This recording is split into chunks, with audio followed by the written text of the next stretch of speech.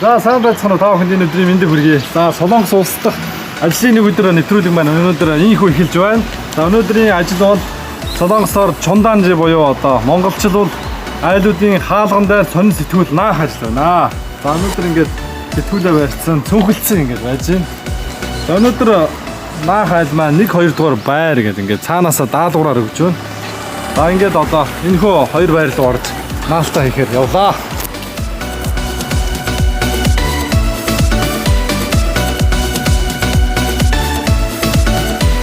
Ер нь бол лифтээр хамгийн дээд хавтаа аваад дээд хаваас доош хүртэл юм байна.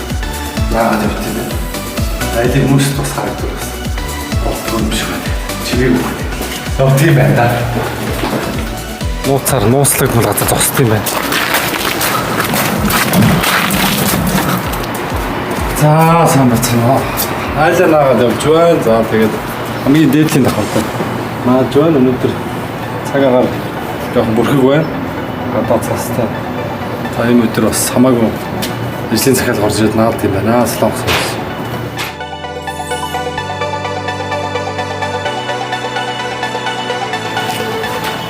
Хоёр тийм хөнгөн юм шиг хүнд юм шиг ийм ажил хийж үзсэн юм. Хийж үзсэн бас сонирхолтой юм байна. Бид ер нь бол монголчууд ч ирчүүд нь дандаа хүнд ажил хийж байгаа шүү дээ. Солонгос дандаа юм өргөх, айл нүүлгэх, хүлэмж барих, барилга дээр ажиллах, цаа тэгэл ногоо тарих гэл дандаа тийм ажил. Ийм ажлуудыг ер нь бол нэг хэрчүүд нь бол хийгээд байдаг юм байна. Тэгээд залуучууд оюутнууд ерөөсөө цаг ашиглаж байгаа ажлыг хийх боломжтой байна. Тэгээд хийж үзлээ. Хөлөл жоох өвдсөн юм байна. Ер нь бол 4 цаг зогсолтгүй алхах юм байна.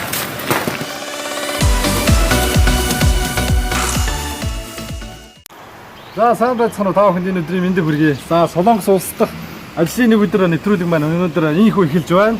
За өнөөдрийн ажил бол Солонгосоор чунданжи буюу одоо монголчлууд айлуудын хаалган дээр сонин сэтгүүл наах ажил байна. За өнөөдөр ингээд сэтгүүлээ барьсан, цүнхэлсэн ингээд байж байна. За өнөөдөр наах айл маань 1-2 дугаар байр гэдэг ингээд цаанаасаа даалгавраар өгч байна. За ингээд одоо энэхүү 2 байр руу орж наалтаа хийхээр явлаа.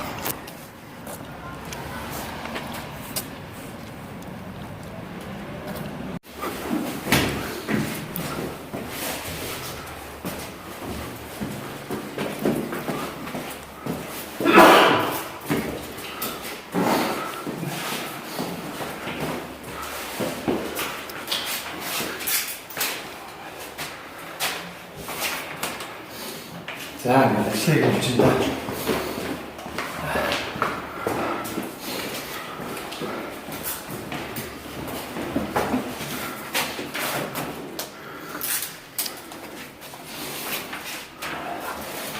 За ер нь бол лифтээр хамгийн дээд хавтаа аваад дээд хаваас доош хүртэл юм байна.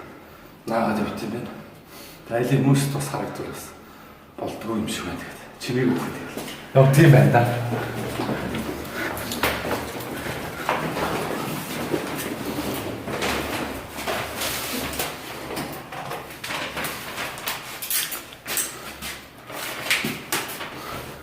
За зүгээр асуу.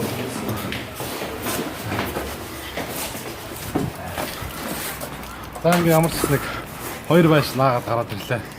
За энэ хүү ерөнхийдөө наах байшингуудаа бол ер нь бол байгууллагууд захиалгаар өгд юм байна. Тэгээд хямдралтай дэлгүүр болон шинээр нэгж байгаа газруудынхаа энэ захиалгын дагуу хүмүүст ингээд захиалгаар өгчт юм байна. Тэгээд тэрнийхэн дараа хүмүүсээ хөлсөж аваа тэгээд ингээд наалгад юм байна.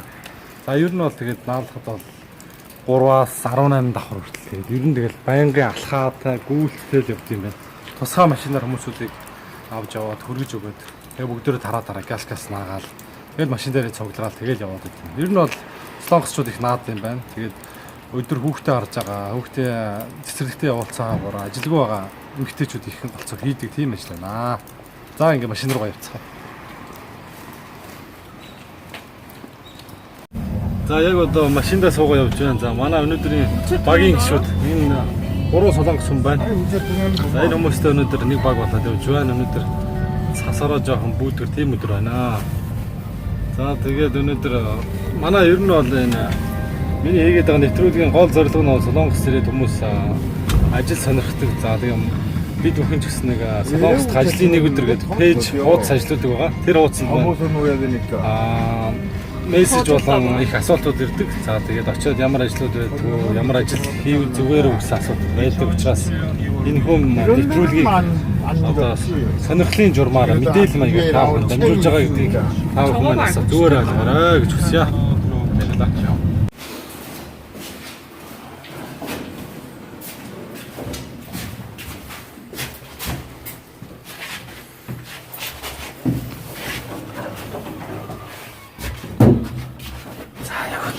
Лифтер хамгийн дээдлийн давхарлаа өсөж байна. Тэгээд хамгийн дээдлийн давхраас доошоо буугаад наагаа явчихсан. Тэгээд хөл их өвддөг юм байна. Олон хоногийн наавал бас чанга ажиллана. За тэгээд ер нь бол 3-4 цаг наад юм байна. Тэгээд оюутнууд болон ажилгүй байгаа эмэгтэйчүүд ихээр энэ ажлыг хийх боломжтой тийм ажил юм шиг байна.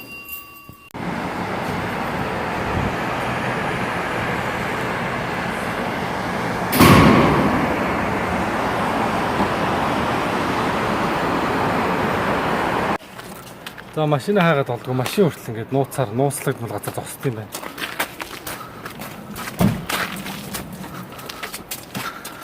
Энэ яг албан ёсны зөвшөөрөг юм шиг үлээ.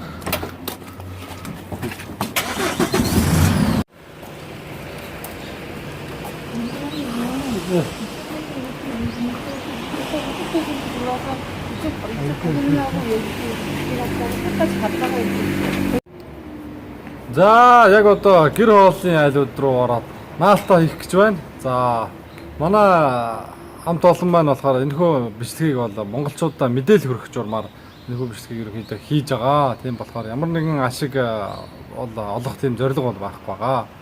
За тэгээд мөн монголчуудаа хандаж хэлэхэд бас энэхүү ажил бас хийгдснээр бас Монголоос Солонгос улсад суралцахаар ирж байгаа оюутан залуус бас цагийн ажлыг бас иймэрхүү ажлууд бас байдгийн байна гэдгийг бас мэдж авах үүднээс бас энэ хүү ажлыг бас хийж байна. За хоёрдугаарт мөн Монголд одоо бизнесийн байгууллагууд маань өөрсдийн гэсэн маркетинг сурталчилгаагаа бас иймэрхүү байдлаар сонирхолтой янзаар бас хийх боломжтой байна. Тусгаалan өөрийн гэсэн дизайнераар тусгаалan одоо яг тусгай тийм зорилт сегмент руугаа хандж энэхүү сурталчилгааны аргыг бас хэрэглүүл бас зүгээр арга юм байна гэдгийг бас хоёрдугаарт хэлэх гэсэн.